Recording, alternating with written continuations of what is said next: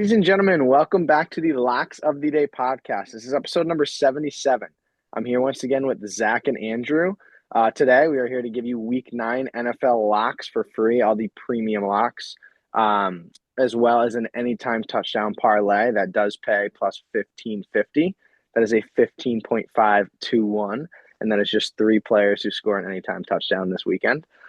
For Thursday Night Football, our last podcast for the Ravens versus Dolphins, we went plus 2.8 units.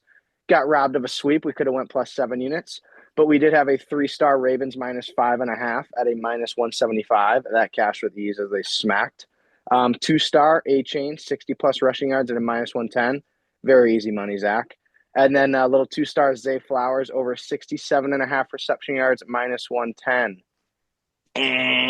Didn't play the last quarter and a half. How you doing? Got 64 yards, missed by 4. They wanted to screw us out of the sweep. Don't know what to tell you, boys, but we're here to sweep this weekend for you. Let's get right into these premium picks. Andy, you got the 3-star. Go give it to him, kid. Yes, sir. 3-star. Just gotta deal with me right here for a second. Just bear with me here. It's gonna be the Falcons plus 5.5. We're taking the spread to minus 110. Everyone saw the Falcons lose on prime time 2 weeks ago to the 49ers. Then what happened last week? They got bent over a barrel by the Dolphins. The shitty Dolphins who just got smoked by the Ravens last night.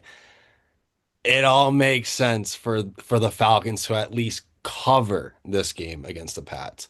And the Pats have covered 4 of their last 5 games. Streak's got to end some point, doesn't it? Like they're kind of hot on covering, so I think this is the perfect spot to fade the Pats here. They've looked really solid for 5 straight weeks now. Not asking the Falcons to win outright. We just need 5.5 points. Penix is back, and there's no chance the Falcons are going to just hand the ball to Bijan only 9 times. Let's let's not be stupid here. Like that's not going to fucking happen again. So give me the Falcons plus 5.5, minus 110, 3 units. Lock that in. Someone go next. Love it. Just trust the process, ladies and Yeah, gents. just The trust. Pats have looked great. They looked amazing. Yeah, they look great. They look great. But money looks a little better on that plus 5.5, so I'll take that, please. Thank you very Yeah. much. And I'll roll right onto a little 2-star. I'm going to go with the Broncos versus the Texans under 41.5 at a minus 135. This is the lowest over-under game of the week, if not maybe all season long. It is set at 39.5, so we bought 2 points. Some books have 40.5, whatever, but whatever, 41.5 is a line. That's what we're going for. Both of these defenses are elite. Texans have given up the second least amount of touchdowns in the entire league all season, and they rank first in yards per game, only giving up 267. And yes, I know the Broncos will be missing their best defensive player, Patrick Surtain, but their defense is still very strong. Broncos have given up the third least touchdowns all season long and rank fifth in yards per game given up with only 281. So, I mean, both of these defenses are elite. Like I said, the stats don't lie. And neither offense that impressive either, if I'm being honest. Yeah, Broncos have been picking it up the last couple weeks, but they are due for a slow week against a good defense. And I mean, realistically, if you look at the Giants game when their offense looked good, it looked good for a quarter. So it's like, I don't know. I just don't see them putting up that many points this game. And Texans offense, they haven't looked good all season rather than maybe 1 week. So I'm really not trusting them to toss up a bunch of points, especially on the Broncos defense.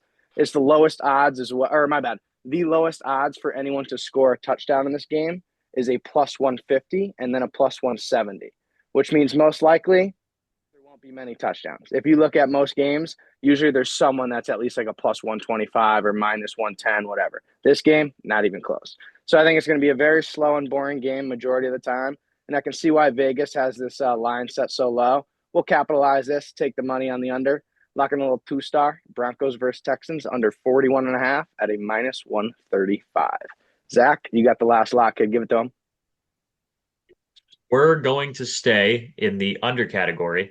We're going under 54 in the Bears and Bengals game. We're buying 3 points to go up. So it's going to be a minus 155 for that one.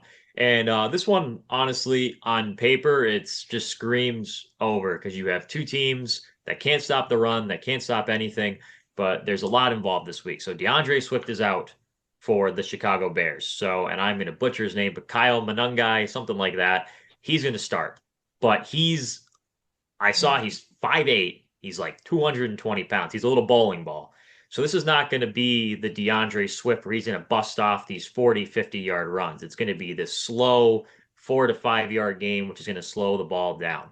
The Bears offense this year has been decent, but they've been good against bad defenses. So you would think, sum it up. The Bengals, bad defense, right? But the Bears these last couple weeks, 67% of their drives where they've scored, they've stalled out and they've only gotten a field goal or a missed field goal out of it. This team, when they go down the field, they can't seem to score touchdowns. They've struggled, they've struggled, they've struggled.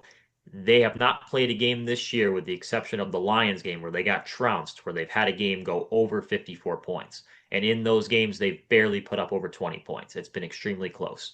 And the only game that they did go over was the Cowboys, where it was 31-17. And the way I'm looking at it now, when you go to the other side of things, Joe Flacco is dealing with a shoulder injury. He is going to play, but there is a chance he takes a hit or two. He's out of that game. Jake Browning goes in, forget it. That dude ain't doing anything. And the Bears do have a bad rush defense, but they do have a good pass defense. They do rank 12th in the NFL in pass defense. And I think they're going to make this game very tough for Joe Flacco, and they're going to force Chase Brown to run on them.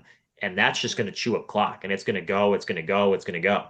And that's what I'm seeing in this one, because they do have Samaje Perine as well, who played really well last week against the Jets. So they might go with a two-back attack and just try to pound the ball up the middle the entire game. And they're going to try to take away that pass game. And on the Bengals side of things, if they can take away any notes that the Ravens did last week, if you pressure Caleb Williams, he's going to panic. He's going to throw his hands up. He's going to go like this. He's not going to know what to do. He's kind of a pussy. I'm going to be honest. He's gonna just so he doesn't stay in the pocket.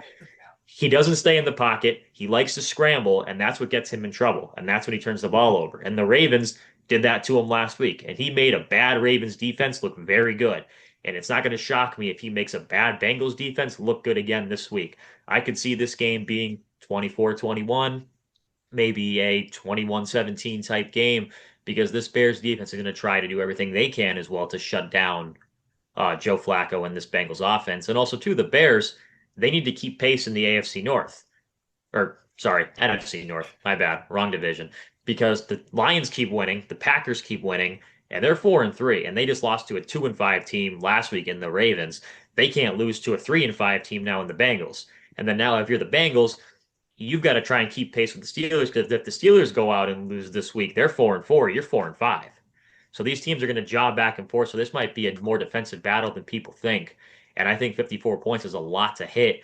And in a game, too, where it's looking like it might rain as well at this moment, this could be a heavy run game all over. So we'll see how it goes. But under 54 in that Bengals and Bears game, a minus 155, it's looking tempting, looking good. So we're going to roll with it as a 2-star. Love it. So we're loving the unders and the Falcons plus 5.5, fellas. How you thinking that? But anyways, we'll roll right into our touchdown parlay. So what do you guys got? Who's scoring? Without knowing, Zach was hyping my dude up. Give me Chase Brown anytime, Toddy minus 115. How you Love doing? it. I need it. I need it. Got him in fantasy this week. I need him. Zach, what do you got? So I'm also staying on the running back train. I'm going Zonovan Knight plus 120, Okay. Arizona Cardinals running back. Yep. I think he also is in there as Bam Knight. He's got two Bam different Knight, names. yep. The dude's kind of cool. So, Yep. roll with him. Cowboys have given up 11 rushing touchdowns already this year, so the odds are in his favor. So we're rolling with it. I like it. Little sleeper pick right there. He's gotten a couple touchdowns the past few weeks. He's pretty solid. Small dude. Pretty solid, though. And I'm rolling with the big dog, Alec Pierce on the Colts. The deep ball threat. He's a plus 300. Lock it in right there. You got all three of those. Like I said, the parlay odds is plus 1550. So 15.5 to 1. Three players. Anytime touchdown. You heard it. You got Chase Brown, Bam Knight, and Alec Pierce. Get it in, lock it in, parlay them up, and let's cash out, fellas. You boys got anything else?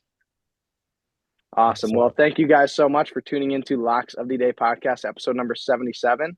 Let's sweep this week, please, and we will see you next week. Peace.